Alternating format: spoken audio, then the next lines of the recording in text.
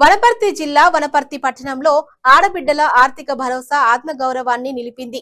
కేసీఆర్ కళ్యాణ లక్ష్మి షాదీ ముబారక్ ఆపే కుట్ర చేస్తే అంతు తేలుస్తాం. తులం బంగారం ఎగ్గొట్టేందుకు కళ్యాణ లక్ష్మి షాదీ ముబారక్ పథకాలకు ఎసరు పెట్టారు. కాంగ్రెస్ కుట్రలపై బీఆర్ఎస్ కథనబేరికి మహిళల నీరాజనం. బీఆర్ఎస్ నిరసనలకు అనుమతి నిరాకరించడం సహించం. సింగిరెడ్డి నిరంజన్ రెడ్డి ఆడబిడ్డల ఆర్థిక భరోసా ఆత్మగౌరవాన్ని నిలిపే కళ్యాణ లక్ష్మి షాదీ ముబారక్ పథకాలు ఆపే కుట్ర చేస్తే కాంగ్రెస్ ప్రభుత్వం అంతు తేలుస్తామని అన్నారు. Welcome to star 9 news. Wanaparthy జిల్లా ఇప్పుడు కొంతసేపులో రాజీ చౌక్ల ఉన్నకి పాల్గొంటున్నారు. వనపర్తి మండలాల నుంచి 3 మండలాల నుంచి జనాలు వస్తున్నారు కాబట్టి వీళ్ళ దగ్గర ఏం సమస్యలు ఏందో తీసుకుంటాం.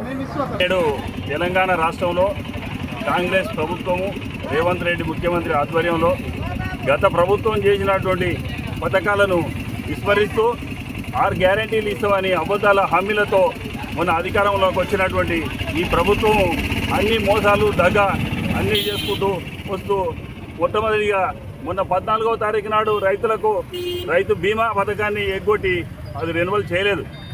దాంతోపాటు నిన్న జరిగిన హైకోర్టులో వచ్చిన తీర్పు వల్ల ఈరోజు కళ్యాణ లక్ష్మి షాదీ ముబారక్ ఇటువంటి పథకాలు గత ప్రభుత్వంలో కేసీఆర్ గారు ప్రవేశపెట్టినటువంటి గొప్ప పథకాలను కూడా నేడు విస్మరిస్తూ మరియు రైతు మహిళలకు ఏదైతే హాస్పిటల్లో కేసీఆర్ కిట్టు అది కూడా ఇచ్చేది అట్లాంటి కేసీఆర్ కిట్టు కూడా తీసేసిర్రు. ఒకటొకటొకటే అంచెలంచెలుగా ఎత్తేసుకుంటూ వస్తున్న ఈ ప్రభుత్వం దగాకోరు దొంగతనం ప్రభుత్వం, ఈ దొంగ ప్రభుత్వం, దొంగ దోపిడీ ప్రభుత్వం అన్ని లక్షల కోట్లు దోసుకుంటున్నారు. కానీ ఒక ఇందిరమ్మ ఇండ్లు ఇస్తే సౌలక్ష కారణాలు పెట్టి సౌలక్ష 500 రకాల ఇవి రూల్స్ పెట్టి నడిపిస్తూ ఉన్నది ఈ ప్రభుత్వం. అట్లాంటి ఈ ప్రభుత్వం నేడు అసలు రైతులనే కాక మహిళలను కూడా వంచి మోసం చేసి ఆ రోజు 2500 కోడలికి ఇస్తాం, ఇంట్లో ఉంటే ఇద్దరు అవ్వకు తాతకి ఇద్దరు కూడా 4000 రూపాయల పింఛన్ ఇస్తామని చెప్పడం జరిగింది. కానీ ఉన్న 2000 రూపాయల పింఛనే సక్రమంగా అందడం లేదు.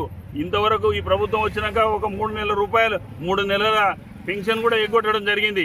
అదేవిధంగా రైతాంగానికి నాణ్యమైన ఉచిత విద్యుత్తు 24 గంటలు ఫ్రీగా ఇచ్చిన కేసీఆర్ గారు ఈరోజు నేడు 12 గంటలు కూడా సక్రమంగా రాక చేన్లు ఎక్కడ ఎండిపోతూ ఉన్నాయి. అది కూడా జరుగుతూ ఉంది.